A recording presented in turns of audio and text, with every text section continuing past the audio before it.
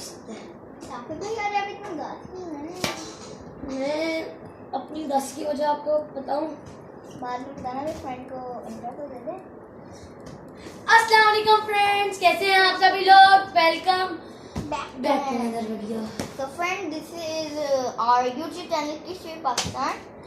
So friends, अब आपको हम लोग एक बहुत उदासी वाली चीज़ बताने जा रहे हैं। हम लोग क्योंकि लाहौरी हैं तो लाहौरी है तो लाहौर पे सपोर्ट करते हैं। और जैसे कि आपको पता है अबू धाबी में PSL हो रहा था, तो लाहौर कल जीता हुआ मैच इस तरह करके इसने अपने हाथों से कचूमर बना दिया। मैं उन खिलाड़ियों का नाम तो नहीं लेना चाहूँगा, पर उनको ये कहना चाहूँगा, उनको पैगाम देना चाहूँगा कि अपनी क्रिकेट को थोड़ा इम्प्रूव कीजिए। आप इस तरह मैचेस हारते हैं और इसी तरह आपके जो पॉइंट टेबल पे नीचे आते हैं आप। ये तो फ्रेंड्स लाहौर कलंदर्स कल ऐसा मैच आ रहे हैं। उनका टॉप ऑर्डर तो पहले सही चल गया था, फर्स्ट ओवर भी उनका अच्छा निकल गया था, उनकी एवरेज बहुत अच्छी जा रही थी। जैसे जैसे उनका 11वां ओवर आया, सबसे पहले फखर जमान साहब आउट हुए, जिनको ये नहीं पता जब बॉल बाउंस होती है तब बंदे को हुक नहीं खेलना चाहिए। कभी कभी स्लो बॉल थी, बाउंस की, उसने हुक खेली और सीधा फील्डर के हाथ में कैच। और इसी तरह मोहम्मद हफीज, उन्होंने भी सेम टू सेम चीज़ की, फील्डर के हाथ में कैच। इनका सारा जो टॉप ऑर्डर था ना, सारा गया। बाहर में आए साहब राशिद खान साहब, उन्होंने भी बहुत ज़्यादा कुछ नहीं किया, सिर्फ 4 स्कोर से भी कम। यू मीन व्हाट, ये 4 स्कोर आपने एहसान किया था करके, आप वो भी आउट हो गए, बहुत अच्छे। और फिर आए टिम डेविड साहब, वो भी नहीं कुछ कर पाए। डेविड साहब तो डेविड ही बन गए। तो फ्रेंड्स मुझे ये बात नहीं समझ आ रही, ये डंक साहब क्या कर रहे थे। एक मैंने उनके वो शेर बनाया है, डंक होवे ते अखियां नाल बटीक होवे, चौधरी डंक होवे ते अखियां नाल बटीक होवे, चौधरी डंक होवे ते अखियां नाल बटीक होवे, नाले ओदी बबल गम भी लीक होवे। ये है मेरा शेर। अगर आपको अच्छा लगा तो इसी बात हमारे फ्रेंड बहुत ही बेकार शेर है, हमें नहीं पसंद आया। ये तो मैं कहाँ पे था, मैं आपको बता रहा था कि आप डंक पे नहीं थे।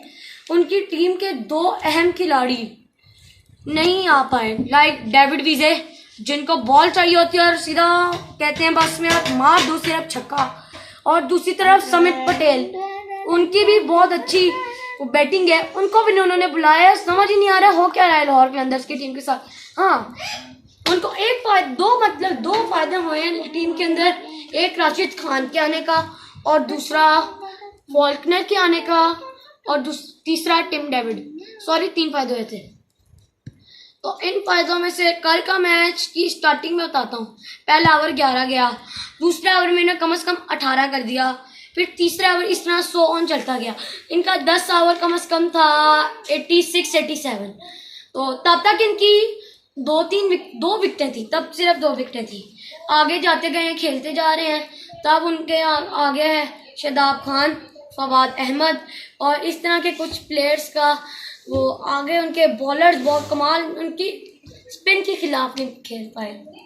और स्पेशली उनके मोहम्मद मूसा साहब, हमेशा लाहौर के अंदर मूसा साहब के हाथों मैच हारती हैं।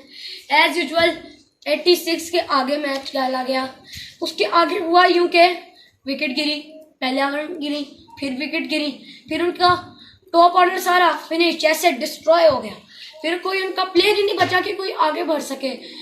9th विकेट पे खेल रहे थे हारिस रऊफ और शाहीन अफरीदी, उनसे भी नहीं खेला गया। तो बाद में उन्होंने भी कैच पकड़ा दिया। लेकिन आप इस्लामाबाद की आप पॉजिटिव पॉइंट देखें, जब लाहौर कलंदर ने उनकी 20 पे 5 विकेट्स कर दी, उनके 10 ओवर हो गए थे और उनका 50 पे भी पूरा स्कोर नहीं हुआ था। तो एकदम से आसिफ अली आए, उन्होंने छक्के मारना शुरू कर दिए, छक्के चौके हर ओवर में कम से कम 12 से 13 स्कोर बनाते। इस तरह चलता गया और उन्होंने 152 तक उन्होंने स्कोर लेवल कर दिया था। और फ्रेंड, एक मजे की बात, इस्लामाबाद वालों कैसे वो लोग जीते हैं। इनके 2 बॉलर जिन्होंने सबसे अच्छी की थी, इनके मैं याद देता हूँ। एक फवाद और एक थे शादाब। इन्होंने अपनी गुगली से ऐसी शॉट्स खेली हैं ना, ऐसे स्लॉट पे किसी को आउट किया, किसी को यॉर्कर पे, काफ़ी चीज़ें इन्होंने किया। और भी प्लेयर्स थे पर मुझे उनका इतना पता नहीं है क्योंकि मैं इतनी क्रिकेट को लाइक नहीं करता। बस मुझे इतना पता है जितना मैंने मैच देखा था। जी तो फ्रेंड्स, मैं आपको एक और बात बताना जो बड़ी इंपॉर्टेंट है लाहौर कलंदर्स वालों के लिए। ये जो उनका जो है ना टीम, इनको इम्प्रूवमेंट चाहिए। इनका जो टॉप ऑर्डर है उसको इम्प्रूव करें, इनके टॉप ऑर्डर को इम्प्रूव करें। अच्छा, इनको पहला ओवर ही क्यों इन्होंने फास्ट का लगाया? पहला ओवर अगर ये स्पिन से शुरू